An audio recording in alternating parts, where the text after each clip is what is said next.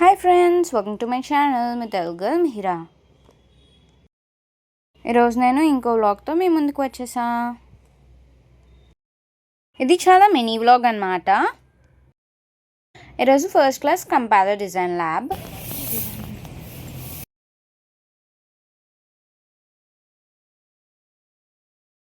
Three labs అయితే mandatory, fourth lab optional అన్నమాట. అంటే ప్రోగ్రామ్ ఎలెక్టివ్ బట్టి మీకు ఫోర్త్ ల్యాబ్ ఉంటుందో లేదో తెలుస్తుంది.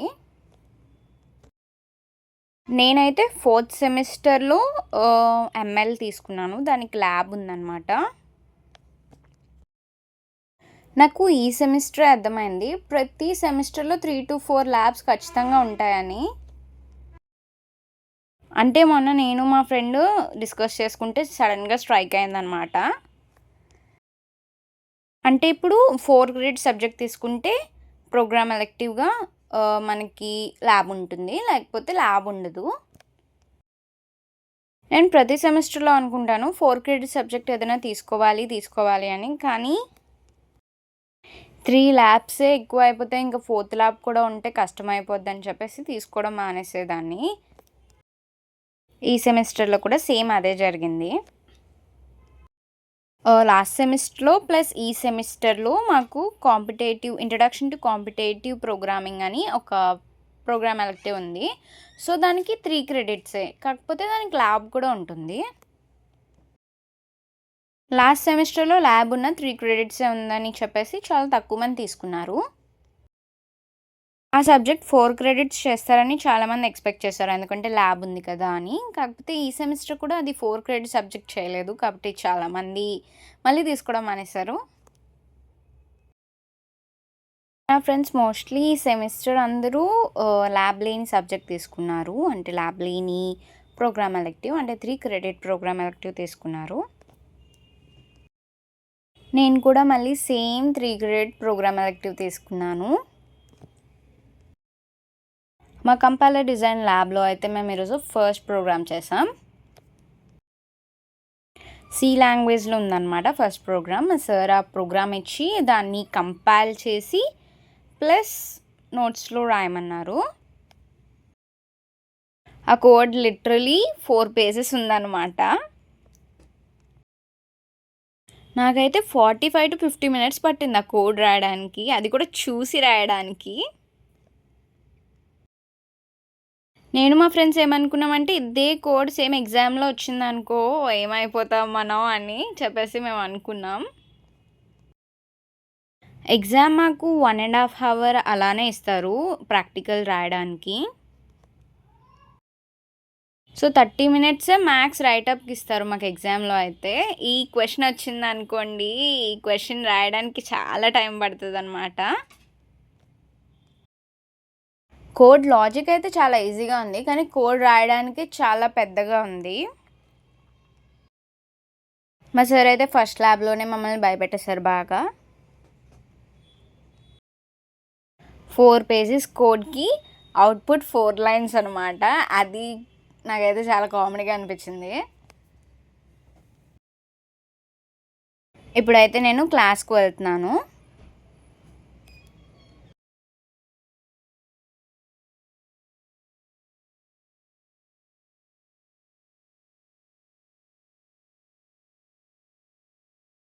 నేను ల్యాబ్ దగ్గరికి వెళ్ళేసరికి ల్యాబ్ కీస్ కూడా ఓపెన్ చేయలేదు ఇంకా. సో అలా వెయిట్ చేసి ల్యాబ్ కీస్ తెరిచిన తర్వాత లోపలికి వెళ్ళిపోయాం. నేను ల్యాబ్ లోపలికి వెళ్ళిన తర్వాత ఎక్కడ కూర్చోవాలి అని చాలాసేపు ఆలోచించాను. ఫస్ట్ రోలో కూర్చోాలా, సెకండ్ రోలో కూర్చోాలా అలా. ఫస్ట్ రోలో కూర్చుంటే ప్రొజెక్టర్లో ప్రొజెక్ట్ చేసినప్పుడు చూడడానికి చాలా కష్టంగా ఉంటుందన్నమాట. ల్యాబ్కి వచ్చాను. సో ఈరోజు first compiler design class, lab, compiler design lab, తర్వాత AI, తర్వాత వెబ్ అప్లికేషన్స్, తర్వాత OE క్లాస్. అంతే ఈరోజు హాఫ్ డే అనమాట. 1కి అయితే క్లాసెస్. సో 1కి నేను ఇంటికి వెళ్ళిపోతాను. I mostly wait for Wednesday or Friday.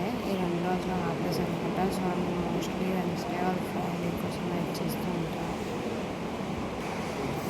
నాకు ఈ వెన్స్డే కానీ ఫ్రైడే కానీ చాలా హ్యాపీగా అనిపిస్తుంది. ఇప్పుడే ల్యాబ్ అయింది ఫ్రెండ్స్, క్లాస్కి వచ్చాను.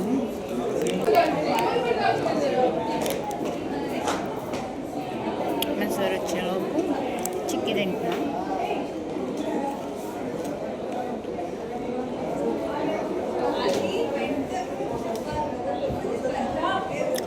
ఈరోజు సిడీ క్లాస్ బాగా జరిగింది. I'm so happy.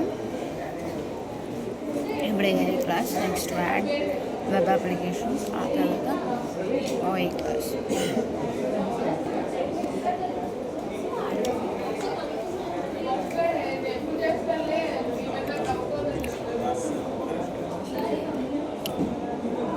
ఫ్రెండ్స్ మా సార్ వచ్చాయి, బాయ్ బాయ్. మా సార్ మళ్ళీ బయటకు వెళ్ళారు.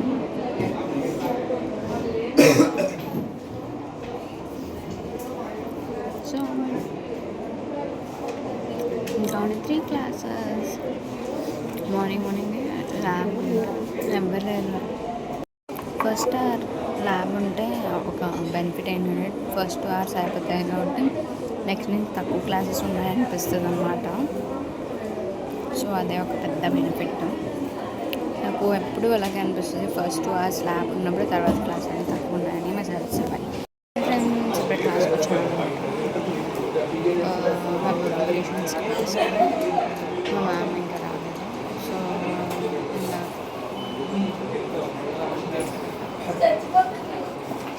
ఇంత క్లాస్ జరిగింది బాగా. రోజు మీకు ఎక్కువ వీడియో తినబోతుంది, ఎందుకంటే హాఫ్ డే కదా, కొన్ని క్లాసెస్కి షిఫ్ట్ అవ్వడమే జరుగుతుంది. అండ్ ఈ 5 periods కంటిన్యూస్గా ఉన్నాయన్నమాట.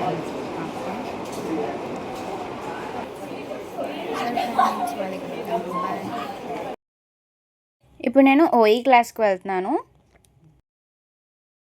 సేమ్ అందరికీ ఒకే టైంకి ఓఈ క్లాస్ కాబట్టి అందరూ ఒకేసారి బయటకు వచ్చేస్తారు. జూనియర్స్కి అయితే లంచ్ టైం అనమాట అప్పుడు. సో జూనియర్స్ కూడా బయటకు వచ్చేసారు. సో ఎంత క్రౌడీగా ఉందన్నమాట మా కాలేజ్ ఐసీటీ దగ్గర. ఈ క్రౌడ్లోంచి క్లాస్కి వెళ్ళేలోపు మా సార్ వచ్చేసారనమాట. సో మీకు క్లాస్ రూమ్లో వీడియో తీయడానికి అవ్వలేదు. నాకు ఓఈ క్లాస్కి వెళ్ళేటప్పుడు చాలా ఆకలేసిస్తూ ఉంటుంది అనమాట. చాలా నిద్ర కూడా వచ్చేస్తూ ఉంటుంది ఆ టైంకి. అంటే మార్నింగ్ 6:30కి టిఫిన్ చేస్తాను కదా, మధ్యలో ఒక చిక్కి తింటాను అంతే. అందుకని 12 o'clockకి ఆకలేసిస్తూ ఉంటుంది. 12:30కి అలాగా కొంచెం నిద్ర వచ్చేస్తూ ఉంటుంది అనమాట మా సార్ క్లాస్ చెప్తున్నప్పుడు.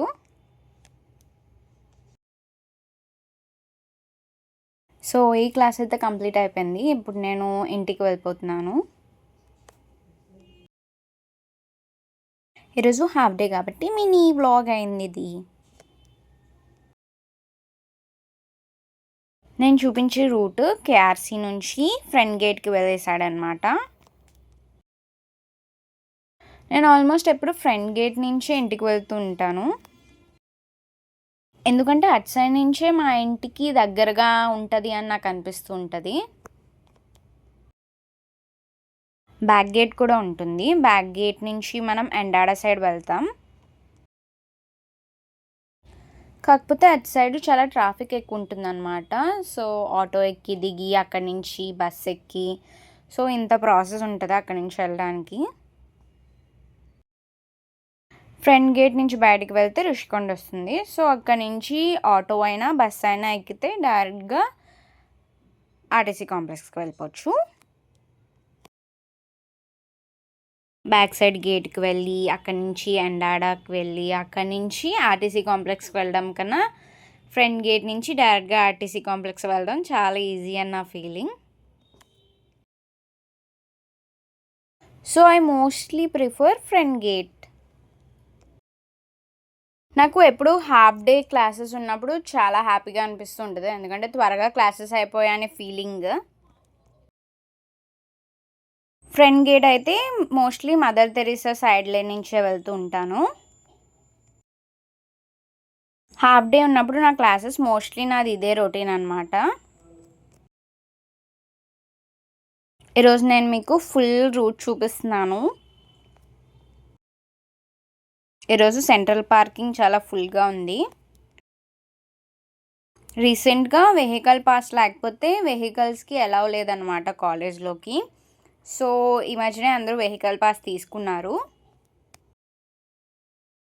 వెహికల్ పాస్ తీసుకొని వాళ్ళందరూ కాలేజ్ బయటే పార్క్ చేసుకోవాలన్నమాట. కాలేజ్ లోపలికి వెహికల్ రావడానికి అలౌ లేదు. రీసెంట్గా ఈ రూల్ని చాలా స్ట్రిక్ట్గా ఇంప్లిమెంట్ చేశారనమాట కాలేజ్లో. సో అందుకే చాలా తక్కువ వెహికల్స్ అయిపోయాయి కాలేజ్లో. ఇప్పుడు అందరూ వెహికల్ పాస్ తీసుకున్నారు కాబట్టి కాలేజ్ పార్కింగ్ మొత్తం వెహికల్స్తో ఫిల్ అయిపోయింది.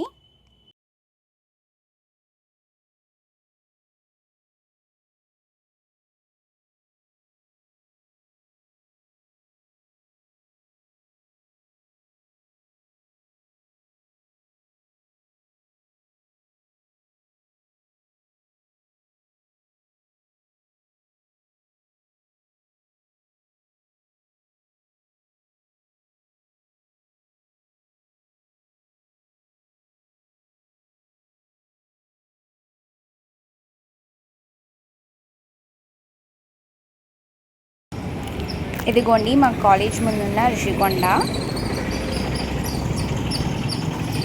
ఓకే ఫ్రెండ్స్, ఈ వీడియో మీకు నచ్చితే లైక్ చేయండి, షేర్ చేయండి, సబ్స్క్రైబ్ చేయండి, పక్కన బెల్ ఐకాన్ క్లిక్ చేయండి. Bye friends.